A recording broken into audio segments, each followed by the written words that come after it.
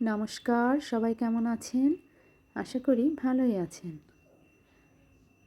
আজ আমি যে রান্নাটি দেখাচ্ছি সেই রান্নাটি ছিল মেয়েদের স্কুলে যেদিন কার্নিভাল ছিল সেদিনের। তো সেই দিনটা খুবই তাড়া ছিল, তার জন্যে শর্টকাটে যে রান্নাটা হয় আমি সেই রান্নাটি বেছে নিয়েছি। তো প্রথমে চিকেনটাকে আমি আদা, পেঁয়াজ, রসুন, হলুদ, লঙ্কা গুঁড়ো, জিরে গুঁড়ো, ধনে গুঁড়ো, টক দই আর একটু গোলমরিচ গুঁড়ো সব কিছু দিয়ে একবারে মেখে নিয়েছি। তেলও একসঙ্গেই দিয়ে দিচ্ছি, দিয়ে সব কিছুতে মেখে একবারে কড়াইতে বসিয়ে দেব।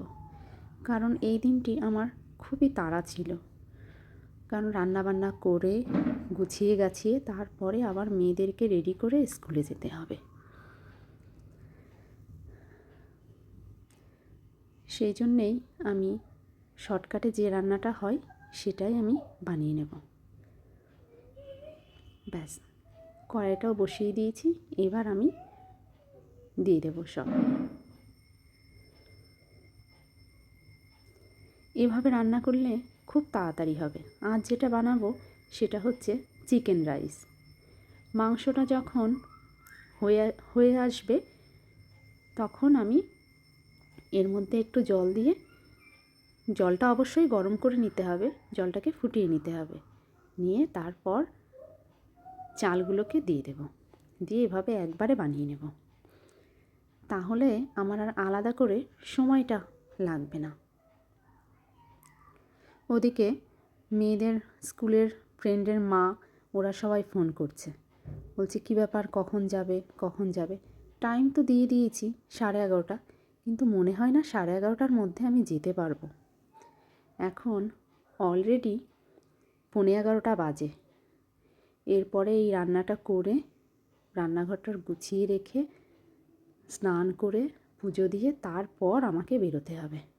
ব্যাস, মাংসগুলো কষে গেছে, এবার আমি আলুগুলোও দিয়ে দেব। আলুগুলো দিয়ে অল্প একটু জল দিয়ে ঢাকা দিয়ে দেব। মাংসটা প্রায় হয়েই এসছে, আর ওদিকে কিন্তু আমি গরম জলটা বসিয়েই দিয়েছি। আজ একটু ঘুম থেকে উঠতেও দেরি হয়ে গেছে, তাহলে সকালবেলা আমাদের আবার রান্নাবান্না থাকে। ওর বাবা দোকানে যায়, সে দোকানে যাওয়ার সেই সমস্ত রান্নাবান্না করে দিয়ে তাকে টিফিন দিয়ে তারপর আমাকে এই রান্নাটা করে নিয়েছি, দুপুরের রান্নাটা। আলাদা আলাদাভাবে রান্না করতে গেলে সময়ও লাগবে অনেকটা, তাই এভাবে করেই বানিয়ে নিচ্ছি।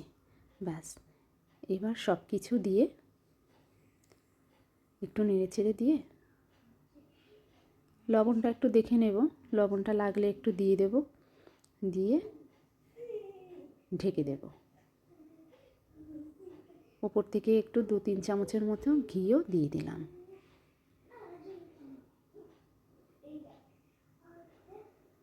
ব্যাস, আমার রান্নাটা কিন্তু হয়েই গেছে। এরপর একটু গরম মশলা গুঁড়ো আর একটু গোলাপ জল আর কেওড়া জল একটু দিয়ে দিলাম, আর উপর থেকে একটু ধনেপাতা কুচি করে দিয়ে দিলাম। ব্যাস, কমপ্লিট। এবার আরও 5 মিনিটের জন্য ঢাকা দিয়ে ব্যাস হয়ে গেছে।